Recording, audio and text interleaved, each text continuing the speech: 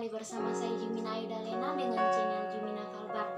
Di sini saya akan mengajak kita bersama-sama membahas tentang apakah benar firman Tuhan itu menyinggung. Saya ingin bertanya kepada kita semua, pernah nggak sih saudara-saudari semuanya berada di posisi ketika kita mendengarkan firman Tuhan, tapi kayak kita tuh ngerasa sesuatu, bisa dibilang kita tuh ngerasa tersinggung karena firman Tuhan yang kita dengar tuh kayak pas banget sama posisi kita atau pas banget sama masalah kita. Mungkin kayak dia tuh, firman Tuhan itu kayak nyinggung karakter kita atau nyinggung sifat kita yang mungkin sifat itu sedang kita alami atau masalah itu sedang kita alami. Dan juga saya tuh pernah dengar pernyataan dari seseorang seperti ini.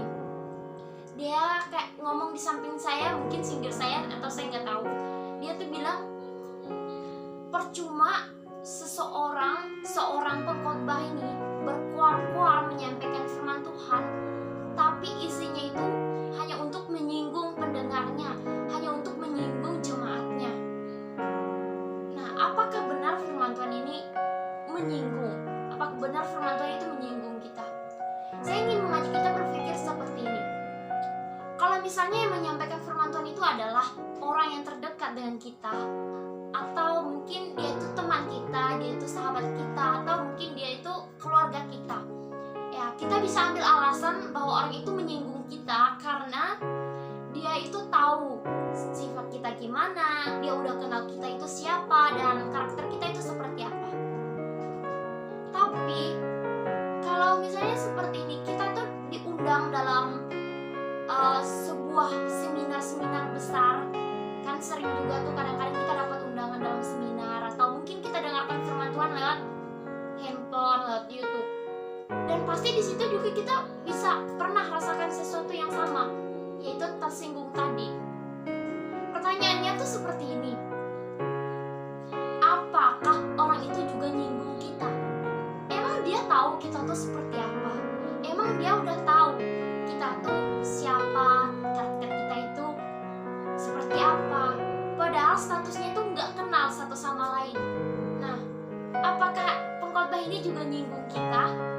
Nah, di sini kita juga perlu ketahui, seorang pengkhotbah dalam dia menyampaikan firman Tuhan, dalam dia menyampaikan sesuatu kepada jemaatnya, sebelum dia menyampaikan sesuatu kepada jemaatnya, dia tuh harus melihat dulu apa yang perlu dia perbaiki dari jemaatnya, atau apa yang dia perlu perbaiki dari orang-orang di sekitar. Masalah apa yang sedang terjadi, masalah apa yang perlu dikupas, itu tugas pengkhotbah. Dia melihat masalah sesuatu, terus dia berusaha untuk mencari apa yang harus dijadikan solusi. Makanya jangan heran kalau kadang-kadang tuh kita tuh kayak ngerasa kok pengkhotbah ini sampaikan sesuatu yang kayak pas banget sama posisi kita, terus kita tuh ngerasa disinggung gitu. Jadi saya ingin ajak kita bersama-sama buka di dalam 2 Timotius pasal 2 ayat yang ke-16. 2 Timotius pasal 2 ayat yang ke-16 saya akan baca untuk kita. Segala tulisan yang diilhamkan Allah memang bermanfaat untuk mengajar, untuk menyatakan kesalahan, untuk memperbaiki kelakuan, dan untuk mendidik orang dalam kebenaran. Di sini itu terlihat sangat jelas bahwa semua atau segala tulisan yang diilhamkan Allah, tentunya seorang pengkhotbah sebelum dia menyampaikan firman Tuhan, dia mencari bahan melalui ayat-ayat Alkitab. Dan ayat Alkitab yang ada di dalam kitab ini adalah semuanya itu adalah tulisan yang diilhamkan Allah. Dan segala tulisan yang diilhamkan Allah memang bermanfaat untuk mengajar. Jadi untuk mengajar kita, untuk memberitahu kita bahwa sebenarnya yang benar itu apa, seperti apa, dan juga untuk menyatakan kesalahan. Kalau misalnya kita nih sedang mendengarkan firman Tuhan, terus kita ngerasa kayak ada sesuatu, ada masalah, atau kita ngerasa kok kita tersinggung atau kita disinggung, berarti di situ kayak kesalahan kita itu sedang dinyatakan, dan firman Tuhan itu bekerja di dalam diri kita. Bagi saya justru lebih baik ya kalau kita dengarkan firman Tuhan tapi kayak kita ngerasa tersinggung atau kayak ada rasa yang kita rasakan, berarti firman Tuhan itu hidup dan firman Tuhan itu bekerja di dalam diri kita. Justru yang menjadi pertanyaan itu yang perlu kita tanyakan, kalau kita mendengarkan firman Tuhan yang kita dengarkan, datang ke gereja tapi kita tuh nggak ngerasa apapun sedikit pun, ada apa dengan orang itu. Dan kembali lagi ke ayat Alkitab tadi, firman Tuhan itu gak pernah nyinggung kita, gak pernah. Justru firman Tuhan itu yang memperbaiki kita, memperbaiki kesalahan kita, menyatakan apa sesuatu yang salah pada kita.